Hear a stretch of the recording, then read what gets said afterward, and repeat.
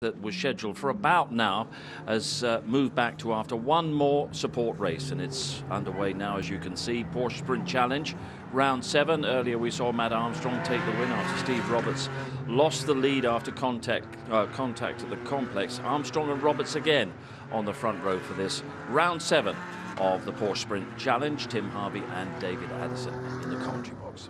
And it is a race that has been reduced to 11 laps also, to try to make sure that everything that we need, not only this and a touring car race, but also the Ginetta Juniors at the end of the day, all can be run before the curfew hits, which is a very strict curfew at Croft. So the cars already, as you see, are on their formation lap, and it's an 11 lap, slightly shorter race than initially planned. The grid is the result of race 1, so Matthew Armstrong's on pole, and it's Steve Roberts second on the grid ahead of Toby Trice and then Sam Smelt. Matt Greenwood is on row 3, Charles Clark with him, a man to watch making progress. Harry Foster, likewise, he starts on the 4th row, having had that contact in the opening race. Jason Pelosi, celebrating his first AM win, is with him on that 4th row. Row 5 is John White and Rupert Laslett, and to complete the grid is Carl Cavers. There's a pro and an AM category within this championship. The drivers, of course, all in the same type of car, run by different teams, but it's the GT4 version of the 718 iteration of the Porsche Cayman. The cars all have these 3.8 litre engines, 6 cylinders. They're mid-mounted, 425 horsepower. The cars weigh in at around about 1,040 kilos. They have Michelin tyres, and the pros and the AMs with their individual contests. And as far as wins go, 2 now to Matthew Armstrong, 2 to Charles Clark, 2 to Harry Foster within pro. Within AM, 4 to Carl Cavers, and 1 apiece to Jason Pelosi and Rupert Laslett. And although it's not the biggest of grids, it's a championship that ticks many a box, and hopefully will continue to generate good racing and bigger grids as the season goes on. And it certainly, Tim Harvey, gave us a lively race earlier on. Yeah, in both categories we had drama, and at the same point on the circuit, that final hairpin where the leaders in the classes both came together, but hopefully we'll have a clean race this time. So Matthew Armstrong it is that lines up on pole, and there the red, white and blue Beluga Racing run car of Carl Cavers slots into position at the back of the grid. 11 laps then for this 7th round of the Porsche Visit Cayman Islands Sprint Challenge Great Britain. Drivers then now look towards the lights, which will go red. Green flag at the back is to say that everybody has returned from that formation lap. So we are set to go racing. Who will make the best start as they blast away? Good getaway by Roberts. Good start though by the poleman Matthew Armstrong as they accelerate down towards Clairvaux for the first time. Armstrong then has the inside line, and Roberts slots in behind him. He just found a gap to get back into the traffic and defend from Toby Trice. The white car of Sam Smelt round the outside of Matt Greenwood there, and then the orange cars, Charles Clark just ahead of Harry Foster as they turn their way for the first time of asking out of the chicane, and having won race 1, Matthew Armstrong leads race 2. Nice clean start, and it was Steve Roberts, the man in second, who led most of race 1 before contact with Harry Foster, who had to start further back in the field as a result of that, not finishing the first race. So we know Steve Roberts has a lot of pace. He was fastest in free practice on Friday. He qualified on pole and did lead that first race for a long time. He's the man in second at the moment, setting out after the new points leader in the championship, Matt Armstrong, who now leads by 2 points over Charles Clark. And Charles Clark's a little bit stuck in traffic. There he is, number 77. Charles took his 2 wins at Silverstone and had a drama in the first race at Thruxton, and he's about to make a move. Is he on the inside, then the outside against Matt Greenwood, coming up towards the complex. He's got Harry Foster behind him, who is looking for a way through the traffic as well. They're almost overlapping then as they come through the complex up to the hairpin. This was where Foster made his big dive on Roberts in the earlier race, and it didn't work. Clark tries to go around the outside of Greenwood, and that doesn't pay off either, and it leaves the door open for Foster. They come out of the corner absolutely together then. Over the timing line, the 2 Team Parker Racing teammates, side by side, down towards Clairvaux go the race leaders, and Clark on the inside. He's hanging onto the place, but only just. Yeah, both these with 2 wins apiece, slightly out of position, not taking anything away from Greenwood, from Matt Greenwood, but they are probably a little bit quicker. And out of the chicane comes Clark with a faster run. He's on the wrong side, but will he lean on that ABS really heavy into tower and get round the outside? He does. Really brave stuff. So Charles Clark forces away around the outside to go forwards, and now Steve Roberts, looking second place, is mounting that attack on Matt Armstrong. Having been turfed out of the race lead, he did catch him right at the very end, but ran out of times to make a move. This is a shorter race, and we've got to get on with the job. Now look at the way that Charles Clark, released from Matt Greenwood, is getting away. As to the inside line comes Foster, lunges up the inside. There's just about room for the pair of them. Good defence by Greenwood, but sooner or later he's going to have to cede the place, surely, because yes, Foster goes through. Yeah, so out on the road at the back there, as well on the grass. That was John White. It was John White, but yeah, I think that Harry Foster got a little bit delayed there going through the S's, so he lost a little bit of ground to Charles Clark, but he will soon make that up, I'm sure. But you're right, at the front, the gap is just 0.6 of a second. 0.5 of a second. And not only that, but Toby Trice, who is third, is almost with them, because he's now set the fastest lap, and he's taking Sam Smelt, former touring car and GT racer, with him. So Toby Trice catching, Sam Smelt closing in fourth. It's 1.6 seconds covering the top four. Yeah, it's very close at the front, isn't it, at the moment? Yes, Sam Smelt not scoring points, so he's a guest driver for this race, thoroughly enjoying it, and nice to see him back out on the Toka package. And there is Charles Clark running fifth, and now we'll see, with clear air ahead of him for a few laps, what he can do to catch that leading group. In terms of the AMs, Jason Pelosi is still leading the class from Carl Cavers, then John White, and then Rupert Lasler, got roughed up rather in the earlier race. We've got a bit of damage that did nothing to help him get round the hairpin without dramas. There are the leaders, out of Sunny in. This is Sunny out.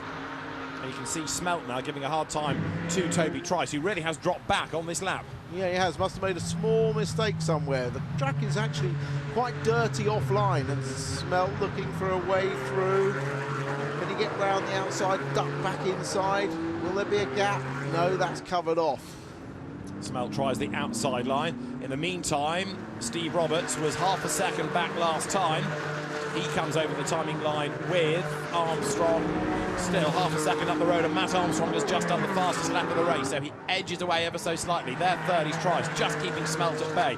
They dive into Clairvaux, but Sam Smelt is getting his head together with these cars very well, bearing in mind it's only the second time he's raced one, and there he is, front-running pace and looking to try to gain ground. Yeah, well, Toby Trice had his first podium in race one earlier today, and he clearly wants a second, doesn't he? Keeping Smelt at bay, at least for the moment. Now, Harry Foster, fastest lap of anybody. He is down in 6th place, but he has got past Matt Greenwood, so he's another man on a mission as Smelt tries to force away up the inside. Can't do it, though, as they come now out of tower. This is lap number 4 out of 11.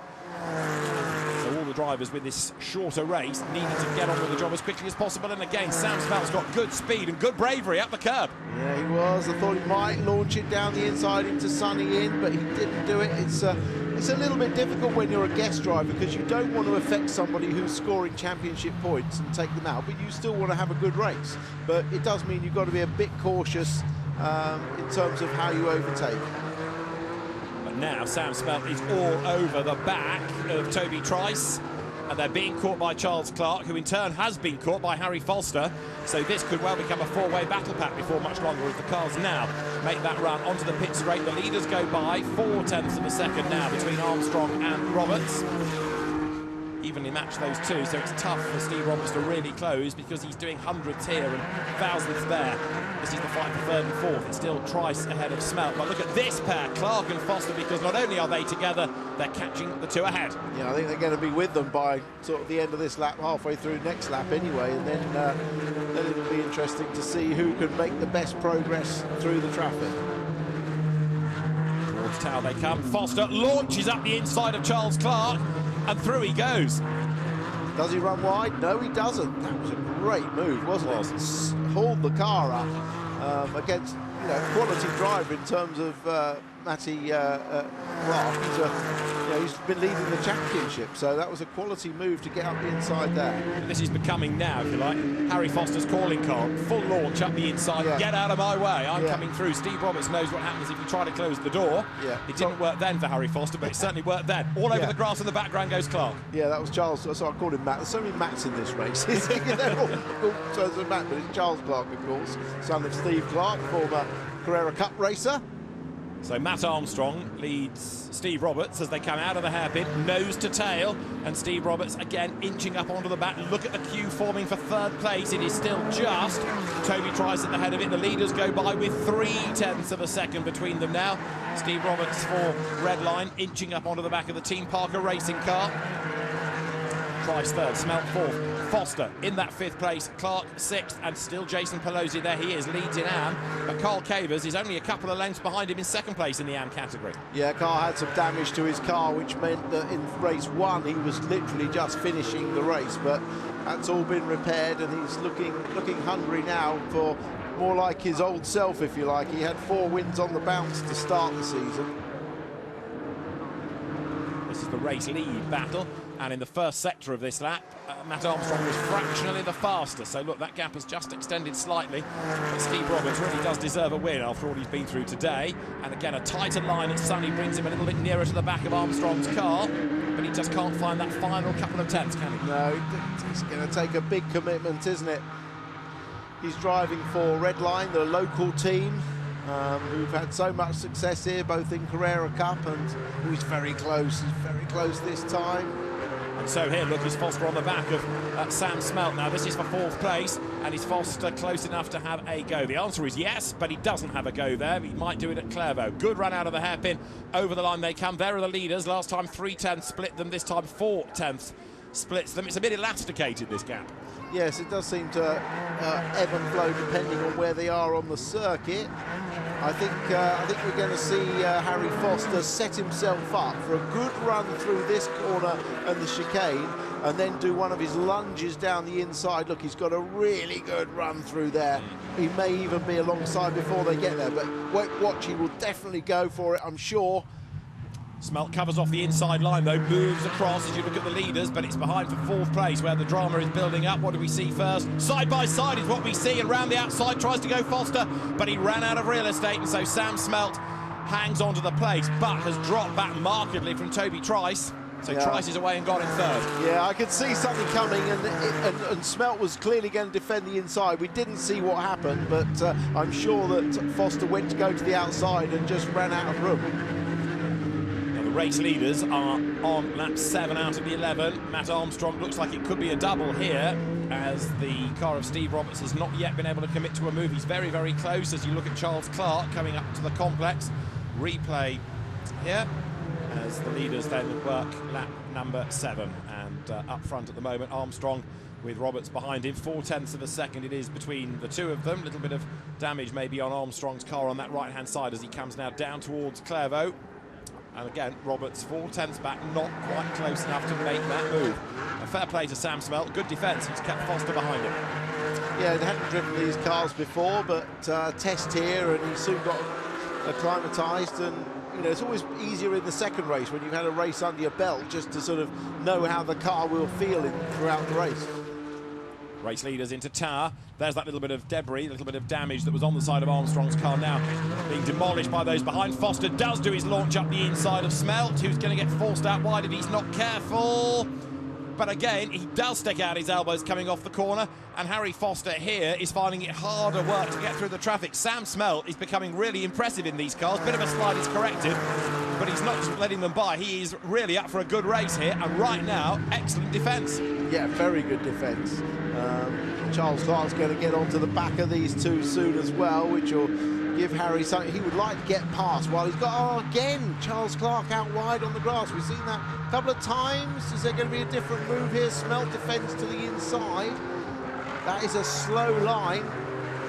Now that, Harry Foster looking around the outside, but parking it in the middle of the road is Sam Smelt.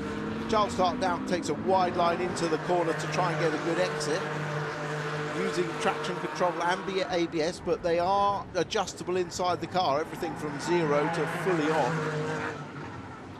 Now the lead gap is again just under half a second. Smelt goes through, rattles over the curb. There's a good battle brewing up as well now for second and third within the AMS. But right now, for the overall race lead, Steve Roberts is fully aware that he's running out of laps. All of a sudden, we've got to lap number 9, and he still hasn't found a way past. So, what options remain? Dive down towards the tower. So evenly matched, these two, that Steve Roberts just can't find that final couple of tenths. And Matt Armstrong, under pressure, basically the race carrying on where race 1 left off. Armstrong ahead of Roberts. They're virtually nose to tail, but Steve hasn't forced a mistake out of it. No, I think if he doesn't get a win, Steve will feel like this was a weekend that sort of slightly got away from him.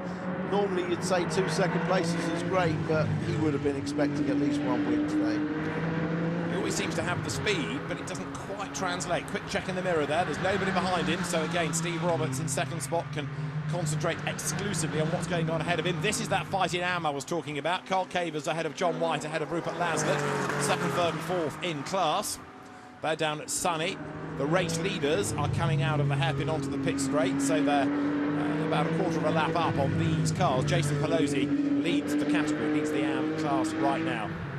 Carl Cavers, who's had 4 category wins, leads it in the championship. There are the race leaders. 2 laps to go, and the margin again is 0.4 of a second. Steve Roberts now, with a bit of head scratching, needs to have a real think about how to find a way through, because there's no easy option, and Sam Smelt is still being able to repel this challenge of Harry Foster behind him. These are the AMS coming onto the pit straight. Cavers second in class, John White third, having his best showing. He missed Thruxton, so he's only done Silverstone and Croft, but he's found a massive chunk of pace from Silverstone at the start of the year. Yeah, I think the test here on Friday certainly helped everybody get dialed in. But John White including, having been out of the car, as you say, for Thruxton, but good showing from him. I'm not sure where Armstrong picked up that little bit of damage on the rear. It's the rear air inlet. It may have been just clipped a tyre barrier or a floppy marker or something, but hasn't done any damage seemingly to the geometry of the car. He's flying still. Yeah, the pace is good, isn't it? Fastest lap still that of Harry Foster. Right, Steve Roberts has got a lap and a couple of corners to go. And again, he's good on the brakes. He's closing that gap to Matt Armstrong, but he just can't prise open the door up towards the hairpin. Again, sits in the wheel tracks, doesn't force the issue, does he? He doesn't try and do anything blurry up the inside. 1 more lap to run. Can Steve Roberts do anything about Matt Armstrong as they start the last lap now? The gap between them is down from 0.4 to 0.2 of a second. Steve Roberts heads towards Clervaux, thinking about where he can possibly make that move, and perhaps Tower is his best bet. It might well be. He's very close here. If he can tuck the car in a little bit tight here, which he does, really get a good run through the chicane, maybe a little bit of slipstream. Just on the exit, though, it looks like Armstrong carries enough momentum to put a couple of car lengths between him, and that's enough to deter Steve Roberts from really challenging, isn't it? And again, he's good on the brakes, brings back a little bit of that lost ground into Tower, but coming out of the corner, Matt Armstrong seems to have the drive. So Team Parker versus Redline through the Jim Clark S's. Down towards Barcroft they come now. Last lap, way out wide over the curb goes Steve Roberts, fights the car, loses the length. That shot makes it look like a bigger gap, but look at the way that Roberts closes under braking. He can't make a move though there. By the time he's close enough, Armstrong turns into the corner, so he's got to try to apply the pressure, force a mistake, but Armstrong has driven brilliantly in this race. They have never been more than about half a second apart for the last few laps. And here, into the complex for the last time, Steve Roberts locks up. He's run out of options. There's only 1 more corner to go now. Again, good drive off the corner, but Armstrong covers the line. Roberts to the outside. It ain't going to work for him, I don't think. He can't duck up the inside either. And so the checkered flag awaits for Matt Armstrong to claim 2 out of 2 in the Porsche Sprint Challenge GB at Croft. Second over the line, Steve Roberts. All that work comes to naught. 3/10 back he was at the flag. Toby Trice takes a third ahead of Sam Smelt, Harry Foster and Charles Clark. And Jason Pelosi is going to do 2 out of 2 in the AMS. Yeah, good for him. Great result in the AMS as well for Jason Pelosi. He was in third place in the points coming into this for the AM drivers, but 2 wins is going to move him up, I'm sure. So Jason Pelosi goes through 8th overall, but a class win. And for second, it was Carl Cavers, but John White has had a moment somewhere and dropped back. I said he had good speed, well he has, but he's also had a drama. So Jason Pelosi wins from Carl Cavers and Rupert Laslett, and John White ends up last. And the reason for that was that Rupert Laslett made a move on the inside, and John White got all crossed up, and off he went. Well, he got crossed, didn't he? Yes, very cross. I'm really cross. Around he went, back on, and so John White, sadly, right at the very end, loses the Team Parker racing car, has his spin, but at least he gets to the end. And Matt Armstrong leaves Croft with 2 more wins and the championship lead well and truly secured, and 2 impressive drives as well. Very much so, yeah.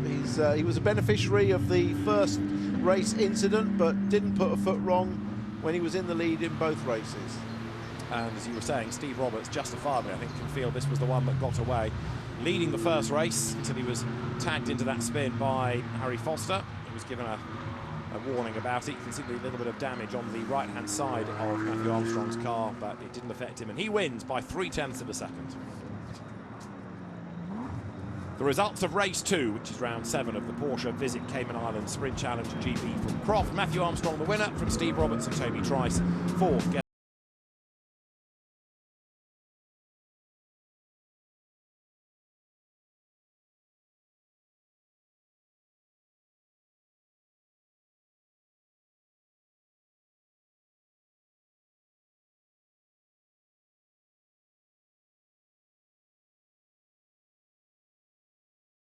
Down the pit lane, and a very impressive drive, a very impressive day. 2 race wins. He had 1 at Silverstone, and now taking a 3rd victory of the season. The car being waved down towards the Parc Fermé area, where the technical checks will take place post-race.